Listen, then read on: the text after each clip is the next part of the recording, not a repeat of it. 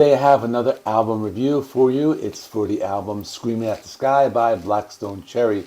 This is their 8th album and the follow-up to the album The Human Condition from 20, which was one of the first album reviews that I did on my channel back when I started.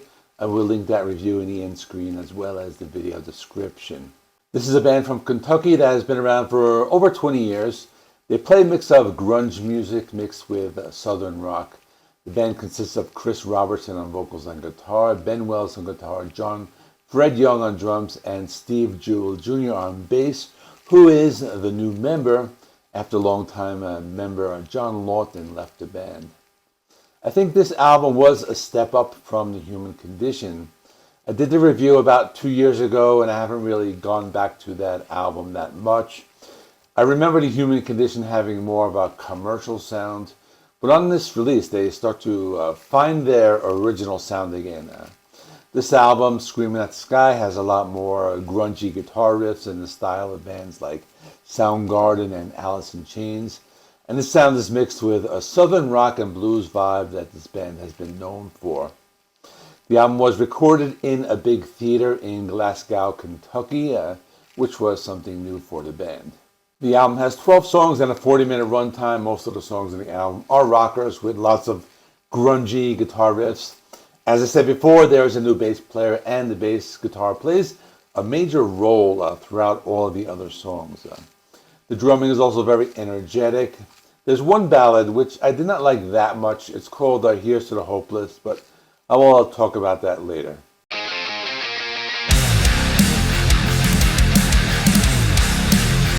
First track, Screamin at the Sky, has a cool southern rock feel. The vocals are very bluesy and the song has a sing-alongable chorus.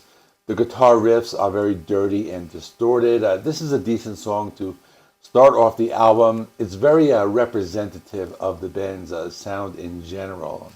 Not a bad intro track. The next few songs were released as singles and I think they were some of the stronger tracks.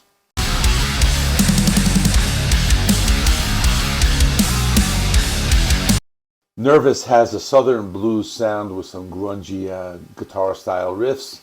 The song has more of a radio friendly feel. I thought it wasn't too bad. I could hear a Soundgarden influence in some of the guitar riffs. The song addresses feelings of nervousness, insecurity, loneliness, and introversion, but the lyrics also offer hope for the future.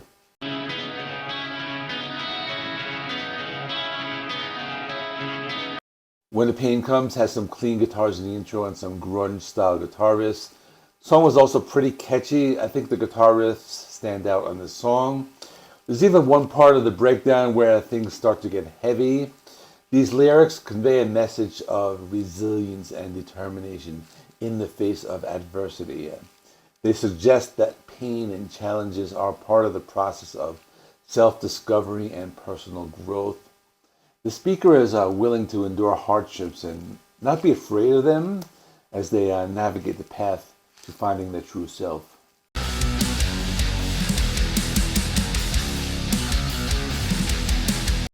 Out of Pocket has a cool guitar riff in the intro. The verse section is more melodic and the bass guitar can be heard very well. I thought this one had a catchy chorus. The song opens with the line, I'm tired of feeling out of pocket. This suggests that the speaker is frustrated with their current state of being or behavior. They feel like something is wrong or off-kilter in their life. These lyrics reflect a strong internal struggle and a recognition of personal responsibility.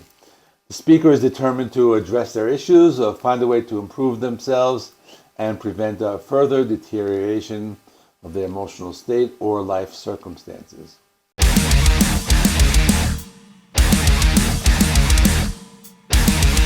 Show Me What It Feels Like is an energetic song. The riffs in the intro were heavy and the verses were very melodic. The bass guitar is very apparent here. The chorus is very catchy. The guitar solo is very melodic on this one.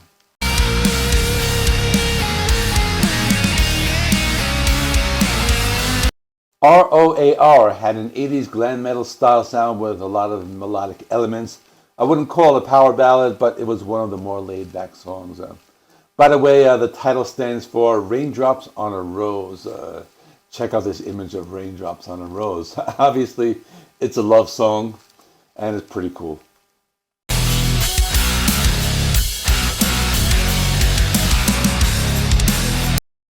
Smile World was one of the singles, and this is an uplifting song with a southern blues rock sound. This is another song that is very representative of the band's sound. The guitar solo is very melodic. In the chorus, they sing, "Wake up, you gotta smile." This implies that you should start each day with a positive and happy attitude.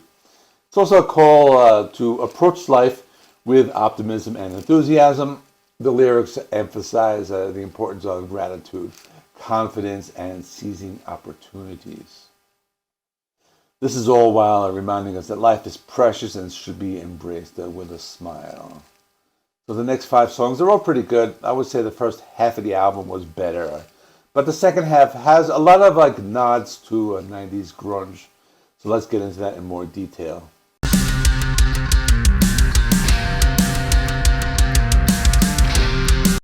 The Mess You Made has a cool bass guitar intro and some complex guitar riffs. This wasn't another good song. This one was also very melodic. There are also some heavy guitar riffs mixed in here.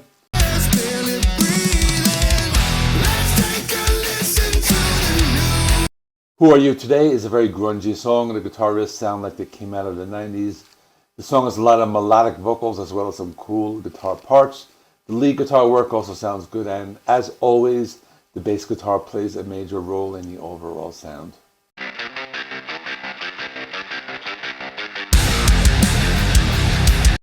Not Afraid has a cool Soundgarden, Bad Motorfinger style guitar riff and a southern blues sound. The song is also very melodic and the chorus is memorable. I like the fact that this band likes to add in different grunge style guitar riffs in their songs. That makes them stand out and not sound too generic.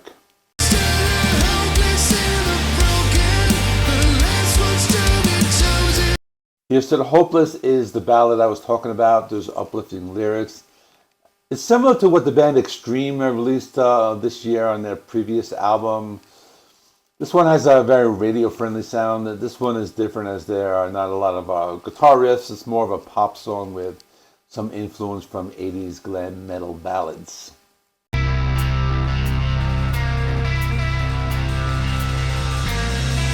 You Can Have It All is a very grungy sounding song. There are also some elements of psychedelic rock in the guitar work.